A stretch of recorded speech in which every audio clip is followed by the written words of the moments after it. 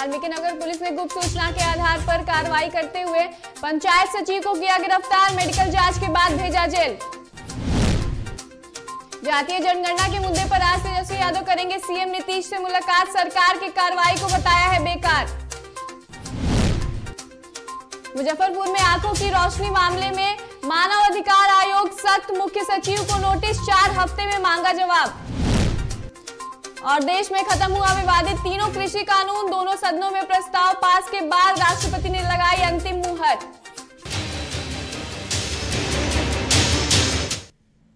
नमस्कार, आप देख रहे हैं DTV भारत और मैं हूं आपके साथ एकता। चलिए साझा कर लेते हैं आपके साथ एक बड़ी खबर। तो इस वक्त एक बड़ी खबर सामने आ रही है बगहा से, जहां वाल्मीकि नगर पंचायत सचिव को गिरफ्तार कर लिया गया है। तो ये बड़ी खबर हम आपको बता रहे हैं, जहां पंचायत सचिव की नशे की हालत में गिरफ्तारी की गई है। तो ये बड़ी खबर हम आपको बता रहे हैं, जहां गुप्त सूचना के आधार पर कार्रवाई के बाद गिरफ्तारी की गई है। तो ये बड़ी खबर बगहा से हम आपको बता रहे हैं, जहां गिरफ्तार पंचायत सचिव ने नेपाल में शराब पी थी। तो ये बड़ी खबर हम आपको बता रहे हैं, जहां गिरफ्तार पंचायत सचिव ने पुलिसकर्मी से बदसलूकी की थी, जिसके बाद उनकी गिरफ्तारी हुई है। तो ये बड़ी खबर, जहां अनुमंडलीय अस्पताल बगहा में मेडिकल जांच के बाद भेजा गया था जेल। तो ये बड़ी खबर हम आपको बता रहे हैं, जहां पंचायत सचिव की नशे के हालत में गिरफ्तारी हुई है। तो ये बड़ी खबर बगहा से आ रही है, जहां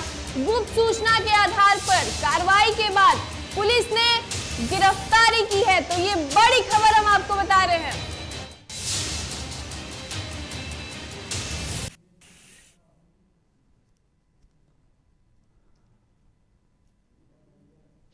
पीने के बाद छोड़ दिया जाए। आप लोग पानी आप नहीं, पानी आपने नहीं दिया है। देसी से करने का शक्ति है, कहीं भी आप नहीं पानी नहीं पिलाए थे। जैसे झूठ मत बोलिए, नहीं पानी नहीं मिला, पानी पिलाए नहीं पानी नहीं मिला, गलत बोल रहा है। देख सकते हैं आप तस्वीरों में कि किस तरीके से पुलिस ने नशे की हालत में गिरफ्तार कर लिया है, पंचायत सचिव को गिरफ्तार कर लिया है। और आपको बता दें कि नशे की हालत में पंचायत सचिव को गिरफ्तार कर लिया है, जिसके बाद पुलिस को एक बड़ी सफलता हाथ लगी है। आपको बता दें गिरफ्तारी के दौरान पुलिस के साथ बदसलूकी का मामला भी सामने आया है। और आपको बता दें कि मेडिकल जांच के बाद जेल भेजा गया था। आपको बता दें कि पुलिस के हाथ एक बड़ी सफलता लगी है, जिसमें गिरफ्तारी के दौरान पुलिस के साथ बदसलूकी भी हुई थी। ऊपर से एक आदेश आया था फोटो कि ग्राम सचिव जो है वो दारू पी करके और रूम में है, तो हम लोग गए तो वहाँ से उनको लाए।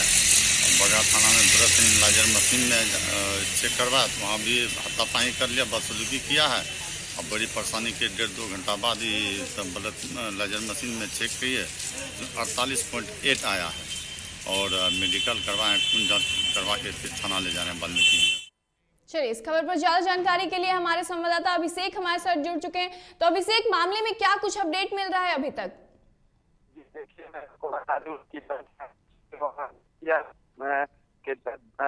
शराब वीडियो वायरल हुआ था, जिसके बाद एसपी ने कार्रवाई करते हुए वाल्मीकि नगर थाना पुलिस को जांच का आदेश दिया, जिसमें पंचायत सचिव राजबली राम को रंगे हाथ पकड़ लिया गया है। वहीं मुखिया पन्ना लाल गुप्ता भी गिरफ्त से बाहर बताया जा रहा है। आपको बता दें कि 26 दिसंबर को बिहार में शराबबंदी को सफल बनाने के लिए सरकारी कर्मचारी और जनप्रतिनिधियों ने शपथ लिया था, जिसके बाद फिर से बगहा में एक बार पंचायत सचिव का शराब पीने के बाद इस तरह का जो रवैया सामने आया है, इस तरह पूरी बिहार के कर्मचारियों और जनप्रतिनिधियों के लिए एक ये आपको बता दें कि शर्मनाक करने वाली बात सामने आई है। जी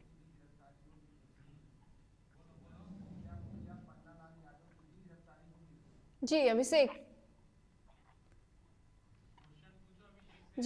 क्या मुखिया पन्ना लाल की भी गिरफ्तारी हो सकती है?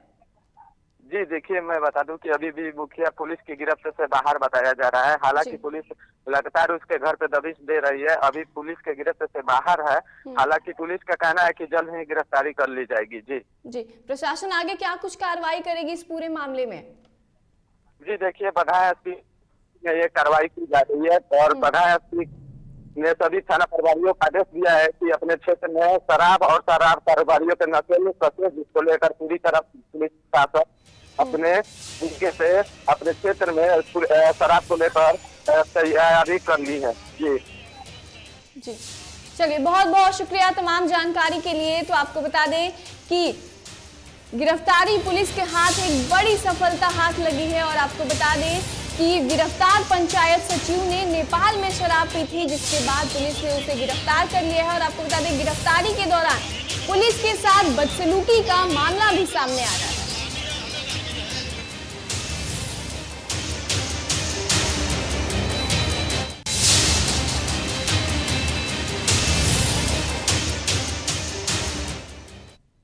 चलिए, इस वक्त एक और बड़ी खबर सामने आ रही है। पटना से एक बड़ी खबर सामने आ रही है, जहां फिर गरमाया जातीय जनगणना का मुद्दा। तो ये बड़ी खबर हम आपको बता रहे हैं, जहां तेजस्वी यादव आज सीएम से करेंगे मुलाकात। तो ये बड़ी खबर बता रहे हैं, जहां सरकार से खुद के खर्च पर गणना कराने की मांग रखेंगे। तेजस्वी यादव ने ये ट्वीट कर मिलने की जानकारी दी है। तो ये बड़ी खबर आपको बता रहे हैं, जहां पहले भी नेता प्रतिपक्ष ने सीएम से मुलाकात की है और अब ऐसे में तेजस्वी यादव ने खुद ट्वीट कर ये जानकारी दी है कि जातीय जनगणना के मुद्दे पर सीएम नीतीश कुमार से एक बार फिर आज तेजस्वी यादव मुलाकात करेंगे। तो ये बड़ी खबर हम आपको बता रहे हैं।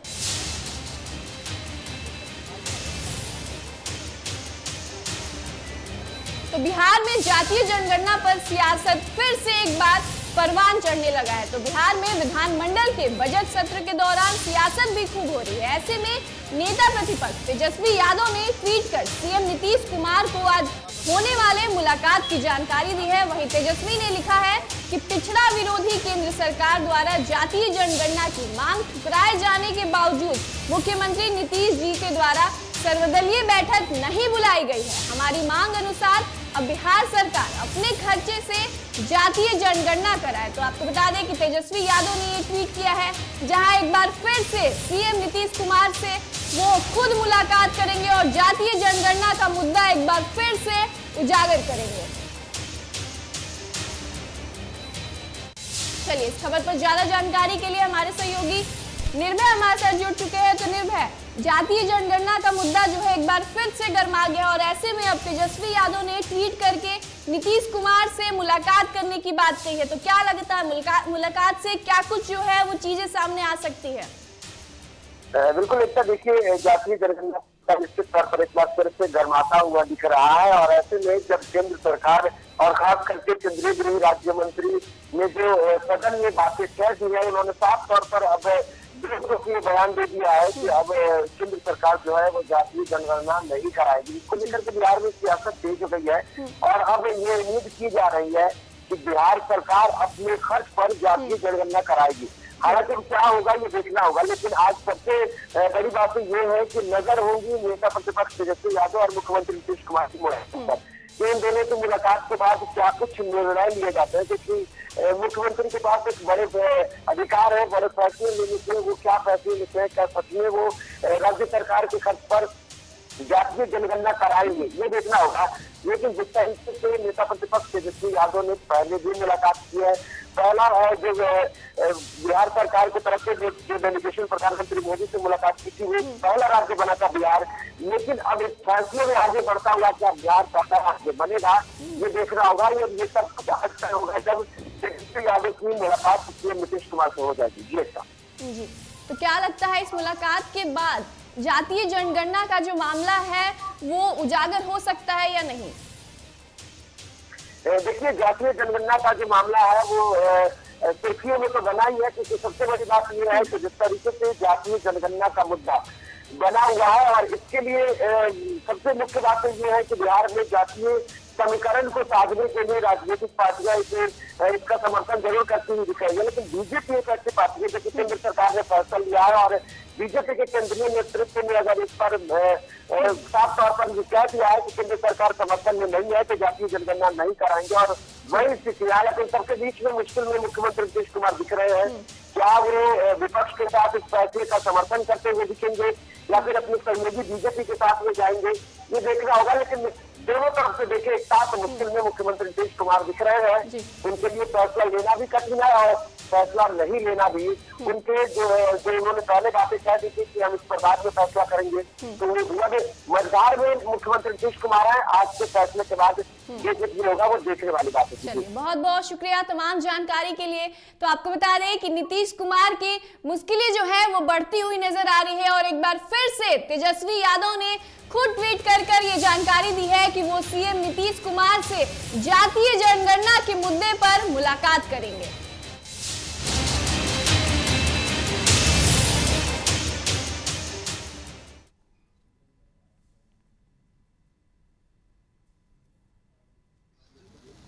कल पार्लियामेंट में फिर से उनके जो मंत्री नित्यानंद जी हैं लिखित तौर पे जो है मना कर दिया कि जातीय जनगणना नहीं होगी। अगर आप लोग याद करें तो पिछले सत्र में हमारे 2 प्रस्ताव थे। एक तो मुख्यमंत्री चले प्रधानमंत्री जी से मिलने, अगर भारत सरकार तैयार होती है तो अच्छी बात है, नहीं तो राज्य सरकार जो है बिहार का अपने खर्चे पर जातीय जनगणना कराई जाए।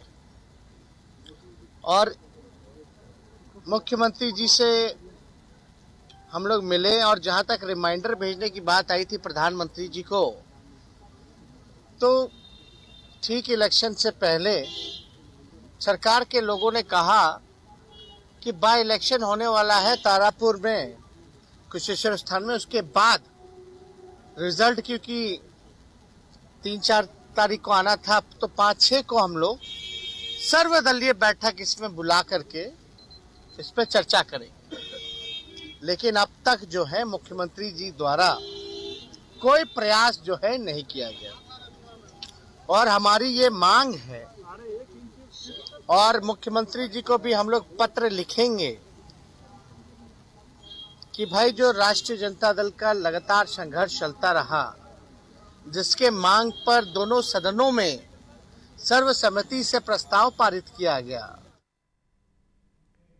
चलिए, अब रुक कर लेते हैं अगली खबर की ओर, जहां मुजफ्फरपुर आंख अस्पताल मामला तूल पकड़ता जा रहा है। ऐसे में सरकार पूरे मामले पर पैनी नजर बनाए हुए है। वहीं स्वास्थ्य मंत्री मंगल पांडे ने साफ कह दिया है कि जांच रिपोर्ट में जो भी दोषी पाए जाएंगे उन्हें बख्शा नहीं जाएगा। ऐसे में स्वास्थ्य विभाग की टीम मुजफ्फरपुर गई है, जहां पूरे मामले की जांच की जा रही है। वहीं इधर राष्ट्रीय मानव अधिकार आयोग ने मामले को लेकर मुख्य सचिव को नोटिस जारी कर दिया है। ऐसे में आयोग ने संज्ञान लेते हुए चीफ सेक्रेटरी को 4 हफ्ते में जवाब मांगा है। वहीं मानव अधिकार आयोग के अधिवक्ता एसके झा ने एक याचिका दायर की है, जिस पर सुनवाई करते हुए आयोग ने मुख्य सचिव को नोटिस जारी करते हुए 4 हफ्तों में जवाब मांगा है। वहीं याचिकाकर्ता ने इस मामले पर की जानकारी पटना हाई कोर्ट और सुप्रीम कोर्ट को भी पत्र लिखकर दिया है।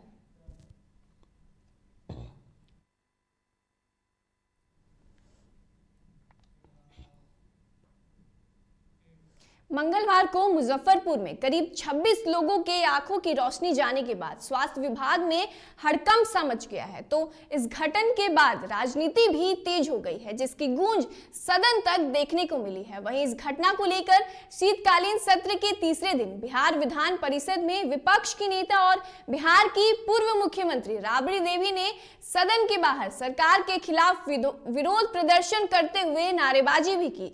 तो वहीं जाप सुप्रीमो पप्पू यादव अस्पताल पहुंचकर वहीं पीड़ित का हालचाल जाना और साथ ही आपको बता दें कि 5,000 रुपए की आर्थिक मदद दिए और मामले में सीबीआई जांच की मांग भी की है।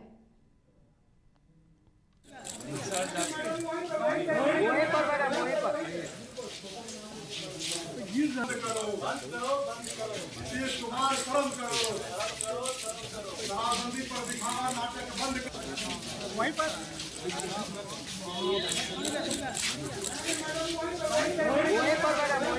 अरे किधर है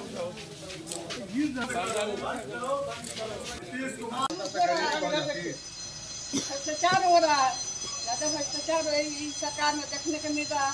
अब कोई कार्रवाई नहीं हो रहा है, कोई धरपकड़ नहीं हो रहा है। तो नीचे का गरीब आदमी हो उसको धरपकड़ के आप जेल में भर रहे हैं, गरीबी जो है बना रहे हैं। अब बड़ा बड़ा मछली को, बड़ा बड़ा आदमी को लोग छोड़ रहा है। बचाव कर रहा है सरकार, बचाव कर रहा है गरीबों के प्रति एकदम।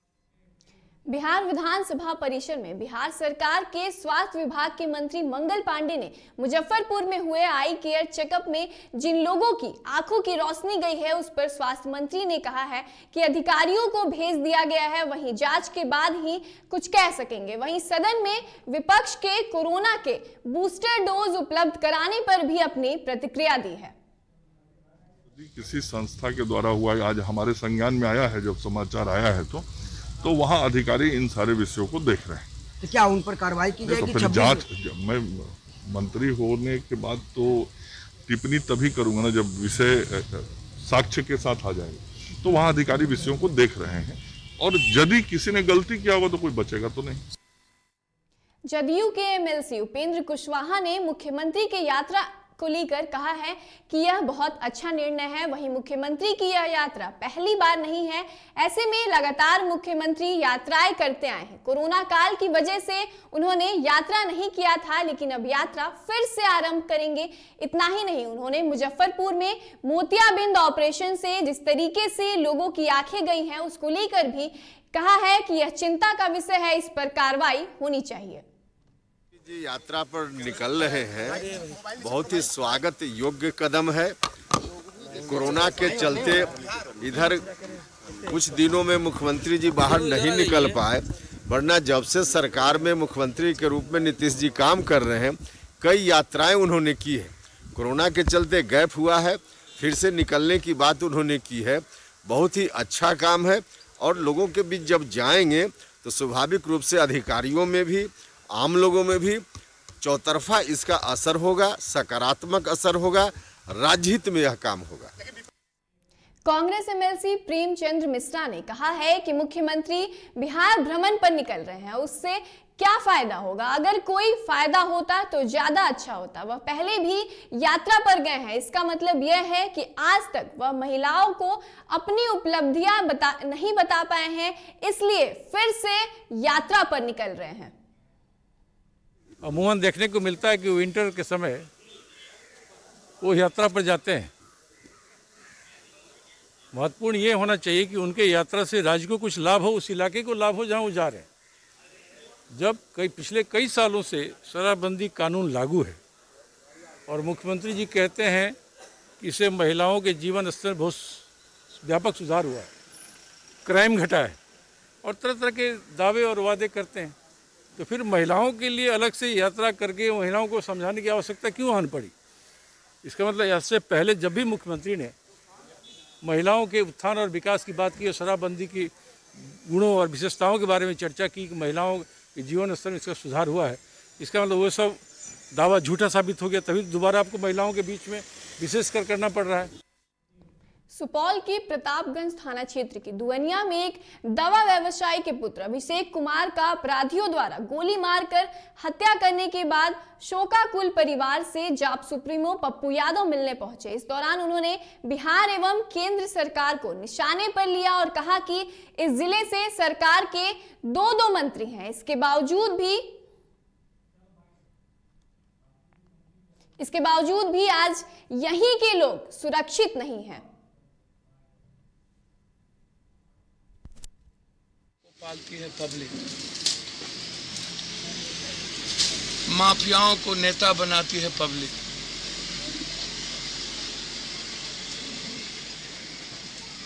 अपराधियों को और माफियाओं को पैसा देती है पब्लिक। पब्लिक से बड़ा गंदा कोई नहीं है, औकात तो लिख दीजिए।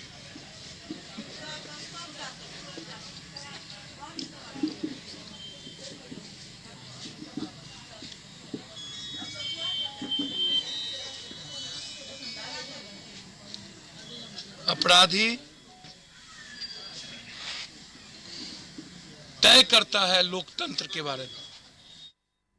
चलिए बात कर लेते हैं मुंगेर की, जहां मुंगेर जिले के बरियारपुर खड़गपुर मार्ग पर उस समय अफरा तफरी मच गया जब बाइक सवार अपराधियों ने पिस्टल के बल पर सीएसपी संचालक के साथ लूट की घटना को अंजाम देकर फरार हो गए। वहीं जानकारी के अनुसार शामपुर थाना क्षेत्र के अग्रहण निवासी सीएसपी संचालक Raj Kesari Kharagpur bank of India से 1,90,000 की निकासी कर अपने बाइक से लौट रहा था।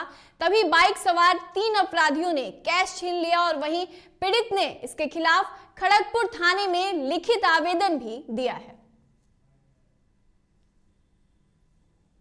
का आना जाना है। उसके बाद जाते जाते परसंडो जो स्वास्थ्य विभाग है उसके आगे मतलब कि 100 मीटर पहले 3 बाइक आया मेरे पीछे और वो पकड़ा और 3 बाइक की एक बाइक आया 3 सवार था और मेरा हाथ में पहला डंडा मारा। हम नहीं रुकते रुकते जबरदस्ती रोका।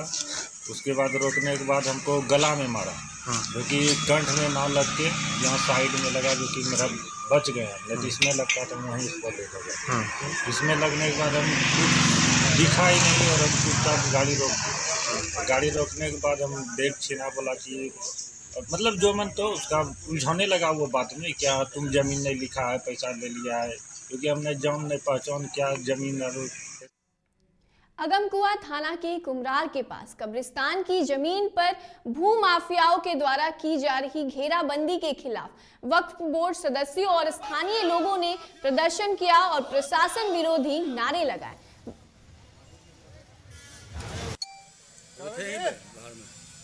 वक्फ बोर्ड में हम लोग इसको लिख के भी दिए हैं और बार बार जो असामाजिक तत्व के लोग हैं इसको कब्जा करने के फिराक में रहते हैं। इस पर अपार्टमेंट वगैरह बनाने का ये लोग भी सोच रहे हैं। पहले उन्हें करवा रहे थे फिर हम लोग रोक दिए है लेकिन रोकने के बाद भी बार बार ये लोग इस टाइप से आके विरोध में कब्जा करने के चक्कर में लगे हुए हैं जिसको हम लोग नहीं पहचान रहे हैं कहाँ के हैं लेकिन हम लोग आते हैं तो ये लोग चले जाते हैं।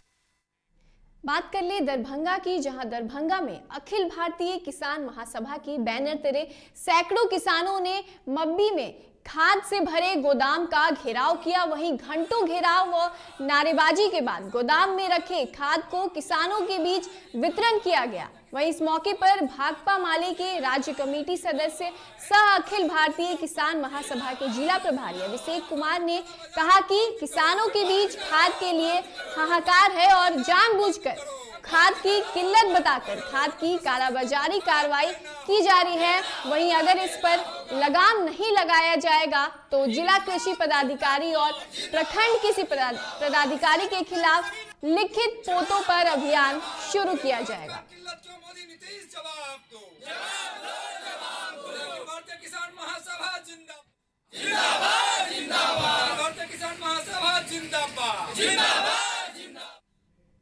खगड़िया जिले में एक सनसनीखेज मामला सामने आया है जहां चुनावी रंजिश में एक युवक की गोली मारकर हत्या कर दी गई है। मामला मानसी थाना क्षेत्र के धमारा गांव की बताई जा रही है। वहीं घटना की सूचना पर मौके पर मानसी थाना की पुलिस पहुंची और मामले की जांच में भी जुट गई है।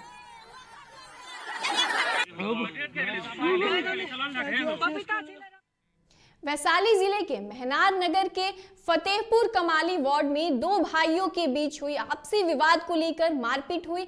अपने सहोदर भाई ने छोटे भाई एवं उसके पत्नी को मारपीट कर गंभीर रूप से जख्मी कर दिया, जिसके बाद दोनों प्राथमिक उपचार के बाद बेहतर इलाज के लिए हाजीपुर सदर रेफर किया गया है।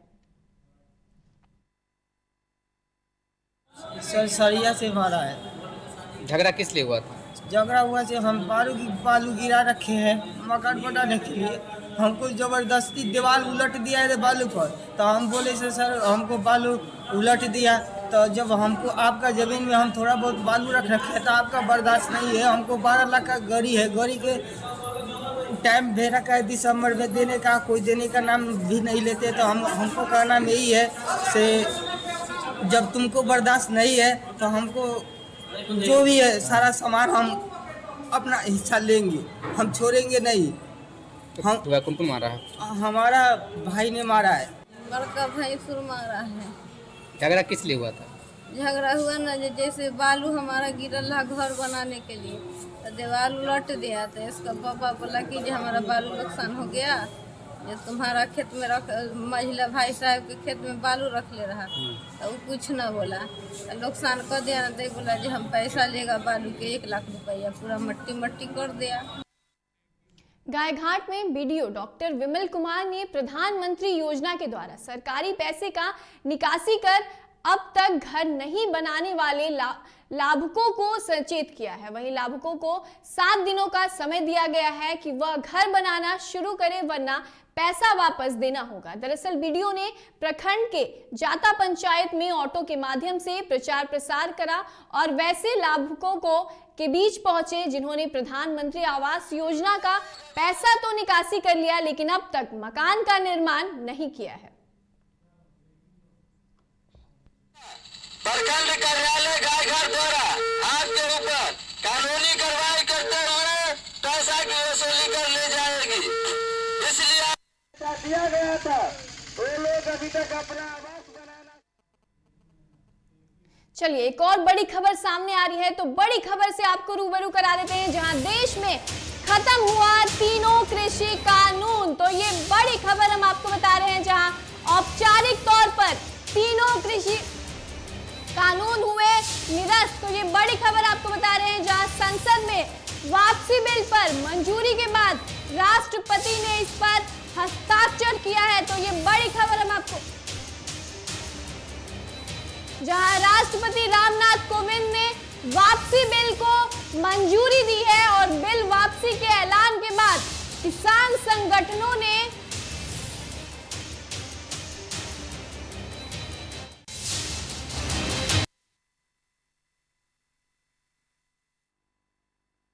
हो गई है, और ऐसे में आंदोलन खत्म नहीं करने की बात भी कही गई है किसान संगठन की ओर से।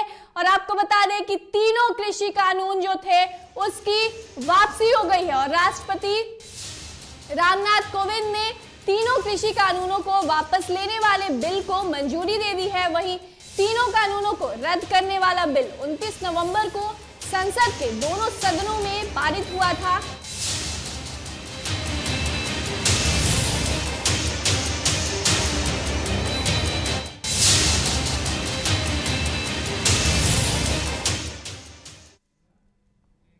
चलिए अभी के इस बुलेटिन में बस इतना ही। मुझे दीजिए इजाजत और आप देखते रहिए DTV भारत। नमस्कार।